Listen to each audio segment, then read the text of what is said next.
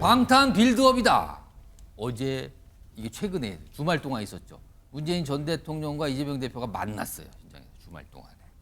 이게 예방이 한 차례 좀 연기가 됐었죠. 그리고 어제 나왔었는데 일단 그 모습 확인해 보고요. 오늘 민주당에서 뭔가를 또 출범을 시켰는데요. 그 모습까지 같이 지금 영상에 붙어 있습니다. 확인해 보시죠.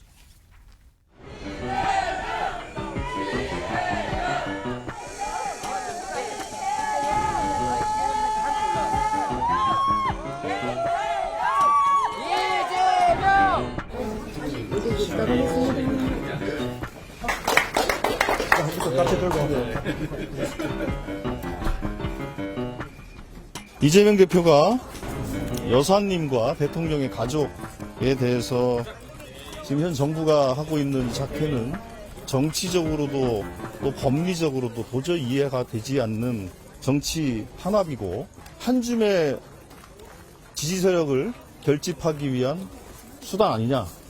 그거에 대해서 문재인 대통령께서는 기본적으로 나나 가족이 감당할 일이지만 당에게 고맙게 생각한다.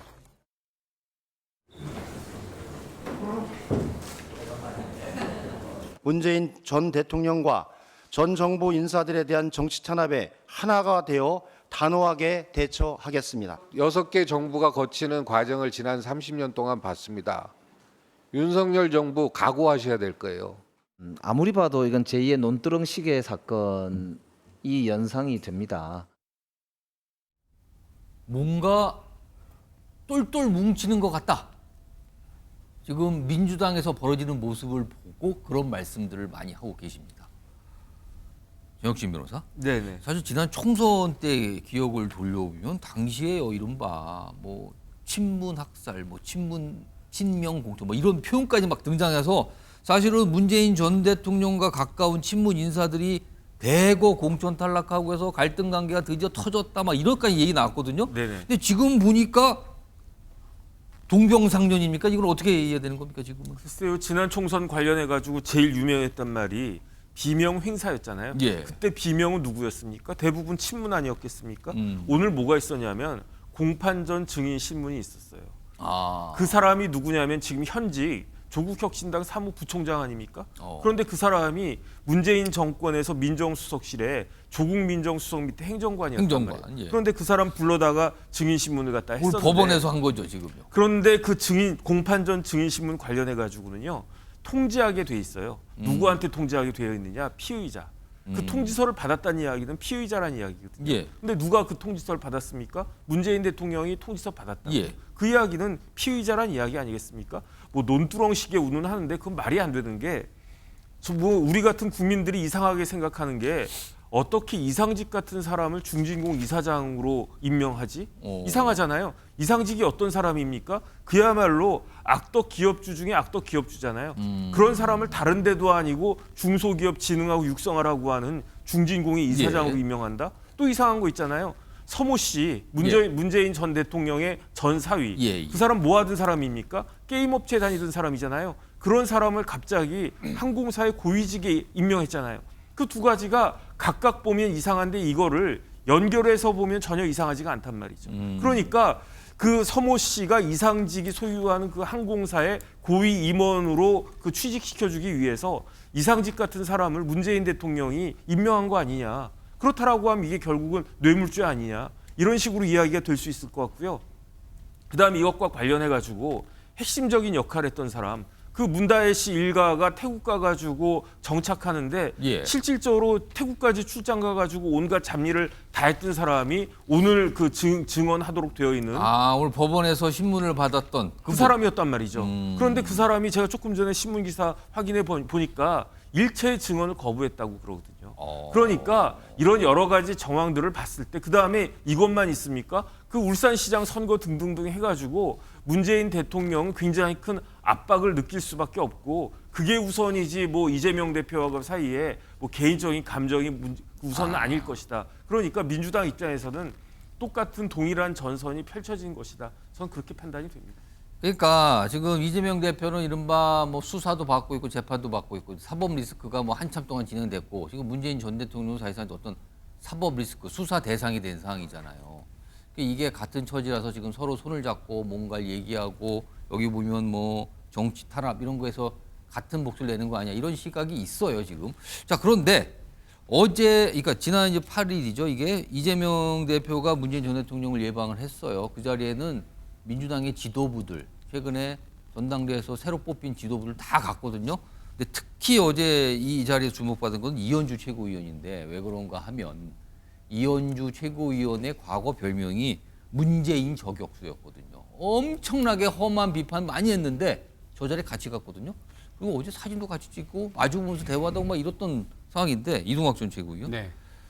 어제 사진 보니까 문재인 전 대통령 내외 바로 뒤에서 같이 사진도 찍고 막 지금 보면 저기 있잖아요. 네. 지금 뒤에 문재인 전 대통령 뒤에 바로 있네요. 그렇죠. 네. 문재인 전 대통령은 이현주 최고위원이 글쎄요. 무슨 생각을 혹시 했는지 아니면 지금 상황이 그런 걸 생각할 때가 아닌 건지 아예 눈에 안 보인 건지 이거 어떻게 봐야 됩니까? 뭐 정치가 변화무쌍하잖아요. 그리고 관계라는 게 계속해서 정치 상황에 따라 또 달라지기도 하고 국민들께서 지켜보시는데 뭔가 하여튼 악연이었던 정치인들이 시간이 지나서 엄청난 편이 되고 엄청난 편이 나중에 악연이 되고 보통 악연이 아니었었는데 네. 사실은요. 왜냐면 심지어 이게 이현주 의원 같은 경우는 과거에 새정치민주연합 시절이죠. 문재인 이 대통령이 대표 시절에 삭발까지 하면서 이제 탈당을 결행했었거든요. 이제 그러면서 굉장한 결기를 이제 보여주면서 탈당까지 해서 문재인 저격수로 이제 이름을 날리다가 시대가 지금 윤석열 대통령 시대를 맞아서 결국에는 너무나 이상한 대통령이 이렇게 지금 검찰을 앞세워서 이 무소불위의 어떤 이 권력을 휘두르는 것에 대해서 참지 못하겠다라고 하면서 윤석열 또 저격수가 된 거예요. 그런 상황에서 지금 민주당도 그렇고 민주당 뭐 이재명 대표도 그렇고 문재인 전 대통령도 마찬가지고 동병상련의 어떤 상황 속에서 결국에는 이 문제를 좀 맞서가야 되지 않느냐. 거기에서 결국엔 과거에 했었던 건 좀 있고 지금은 이제 좀 하나의 어떤 팀으로서 어떤 행보를 좀 해나가자 이런 생각을 하셨을 것 같고 예. 그다음에 어쨌든 별안간 문 전 대통령에 대한 수사가 지금 막 진행되고 있고 검찰 권력을 앞세워서 이걸 하고 있는데 저간의 상황을 좀 보니까 윤석열 대통령이 전 좀 급하다 이런 생각이 들었는데 왜 그러냐면 지지층 내부에서 윤석열 대통령이 이제 국민의힘 지지층 내부에서 윤석열 대통령 이거 보수 아니다. 뭐 저 사람 진보 아니냐. 그리고 왜 문재인 전 대통령에 대해서 수사하지 않느냐. 이러한 압박을 받았던 것 같아요. 심지어 그걸 하지 않으면 윤석열 대통령 축출하겠다. 이런 여론까지 굉장히 들끓었던 것으로 지금 알고 있습니다. 그러니까 윤석열 대통령은 자기가 실정에 실정을 거듭하고 있는 상황에서 민심이 떠나가고 있고 이러다가는 지지층마저 떠나갈 것을 염려해서 결국엔 정치 보복성으로 이렇게 지금 하고 있는 것인데 그것이 역설적으로 민주당을 오히려 똘똘 뭉치게 하는 계기가 됐다. 그래서 윤석열 대통령은 정말 각오하셔야 되겠다 이런 생각이 듭니다. 지금 이게 이제 문재인 전 대통령 일가에 대한 수사가 진행 중이에요. 그리고 피의자 신문이 됐다 이런 얘기까지 나온 상황이잖아요. 이재명 대표를 만난 자리에서 문재인 전 대통령이 사실 현 정부를 어떻게 직격하는 얘기를 하나 꺼내놓거든요. 그래서 그거에 대한 대통령실 반응도 있는데 하나씩 소개해드리죠. 첫 번째입니다. 자, 문재인 전 대통령이 이런 얘기를 꺼내놨대요. 이재명 대표 앞에서. 준비 안 된 대통령이 집권을 해서 나라를 혼란으로 몰고 가고 불안 키워 국민 걱정이 크다. 이 정도면 맹비난이거든요. 맹비난. 준비 안 된 대통령이라고 이렇게 규정을 하고 혼란을 키우고 나라를 뭐 혼란으로 몰고 가고 이 정도까지 비판, 엄청난 맹비난을 내놓은 거죠. 자, 그러자 대통령실의 반응이 나옵니다. 전 정권 스스로가 되돌아봐야 합니다. 소득주도 성장 정책으로 인한 경제 파탄, 원전 생태계 파괴, 외교 파탄, 재정 파탄 등의 지적을 받았다는 점 상기하세요. 조목조목 짚으면서 그래서 뭐 잘한 거 있으십니까? 약간 이런 반응이잖아요, 지금요. 그러니까 굉장히 격해졌어요, 지금 서로 반응들이요. 이런 상황에서 오늘 지금 최근에 문재인 전 대통령 수사 상황 그리고 민주당이 지금 굉장히 거기에 대해서 반발하고 뭘 하고 있죠. 뭐 조직도 뭐 만들고 막 이러잖아요. 이 상황에 대한 여당 내 목소리가 있습니다. 들어보시죠. 왜 하필 지금 민주당 대표와 민주당 출신 국회의장이 연이어 전직 대통령을 만나러 갔는지 몹시 궁금합니다. 이재명 대표와 문재인 대통령을 둘러싼 여러 의혹에 대해 수사와 재판으로 진실이 밝혀지더라도 그 결과를 인정하지 않고 굴복하기 위한 사법 리스크 방탄동맹 빌드업은 아닌지 심히 우려스럽습니다. 문다혜 씨는 검찰 수사를 비판하면서 자신을 돌에 맞은 개구리라고 표현했습니다. 제가 보기에 이분은 억울한 개구리가 결코 아닙니다. 모렴치한 캥거루입니다. 만약에 대통령 딸이 아니었다면, 대통령 사위가 아니었다면, 그 대통령이 매간비직을 하지 않았다면 어떻게 그런 호사를 누릴 수 있었겠습니까? 그러므로 저는 이 사건은 문재인 정부의 캥거루 게이트다. 송영웅 대표님, 캥거루 게이트란 또 새로운 표현이 등장하는데 뭐 요새 국민의힘에서 자주 쓰는 표현이 불복을 위한 빌드업이다. 지금 그걸 하고 있다. 뭐 하나씩 준비하면서 쌓아갔다는 거잖아요. 지금 국민의힘 입장 좀 공식적으로 대변이시니까 좀 설명 좀 해주세요. 삼척동자도 알 수 있는 일이죠. 지금 이재명 대표에 관해서 2건의 재판이 변론 종결이 예정돼 있지 않습니까? 이번 달에 그 선거법 위반과 위증교사 사건. 예. 특히나 이 위증교사 사건은 그 녹음 파일이 이미 공개돼서 유튜브에도 다 있어요. 그 이재명 대표가 위증을 교사해서 실제로 이재명 대표의 경기도지사 선거 관련 선거법 사건 때 위증을 했다고 그 본인이 인정한 그 김모 씨. 이 두 당사자 간의 녹음 파일입니다. 그걸 들으면 법조인들은 100이면 100 위증 교사가 맞다라고 판단하게끔 되어 있습니다. 그 사건의 1심 판결이 이제 목전에 다가오고 있어요. 그러면은 이재명 대표로서는 당연히 자신에 대해서 1심 유죄 판결이 선고돼도 이것은 정치 보복이고 정치 탄압이다 이런 프레임을 만들고 싶지 않겠습니까? 그런 프레임을 짜야 되는데 때마침 문재인 전 대통령이 수사를 받는다고 하니 예. 그 프레임에 넣을 창틀 하나가 만들어진 것이죠. 그래서 그걸 활용하기 위해서 저렇게 평산마을도 가고 하는 것 같은데 저것은 한마디로 하면 이제 방탄 동맹이라고 표현을 할 수밖에 없습니다. 문재인 전 대통령도 방탄이 필요하고 이재명 대표도 방탄이 필요한 상황인데 그러면 왜 동맹이냐? 동맹은 서로 다른 나라끼리 맺는 겁니다. 충청남도와 충청북도가 동맹을 맺습니까? 서로 다른 나라끼리 동맹을 하는 것이죠. 우리가 민주당이 무슨 뭐 명문정당이니 어쩌고 했지만 결국에는 문명의 충돌을 거쳐서 비명은 횡사하고 멸문정당이 됐잖아요. 그래서 민주당은 사실은 심리적 분당 상태고 친문과 친명은 서로 다른 정당이나 다름이 없어요. 그런데 방탄이라고 하는 일시적 목적 때문에 잠시 손을 잡은 겁니다. 그래서 동맹이라고 표현하는 것이고 그러나 이재명 대표에게는 지금 본인의 사법 리스크와 재판 불복만이 머릿속에 가득 차 있을 것이기 때문에 예. 문재인 전 대통령을 방어해주는 것이 목적이 아니고 일종의 땔감에 불과할 것이다. 그렇게 봅니다. 정기환 교수님, 문재인 전 대통령이 이재명 대표 만나서 여러 가지 한 얘기 중에 검찰 수사 관련해서 당당하게 임하겠다라는 얘기를 꺼내놨거든요. 뭐 가족과 그래서 뭐 당에서 신경 쓰면 고맙다는 표현과 함께 임하겠다. 검찰 소환 조사 자체를 지금 각오하고 있는 걸까요? 그러면? 저는 충분히 각오하고 있을 걸로 보여지고요. 검찰 수사에 당당하게 강하게 임하겠다라는 그 워딩 속에 그대로 담겨 있다고 생각합니다. 검찰의 논리는요.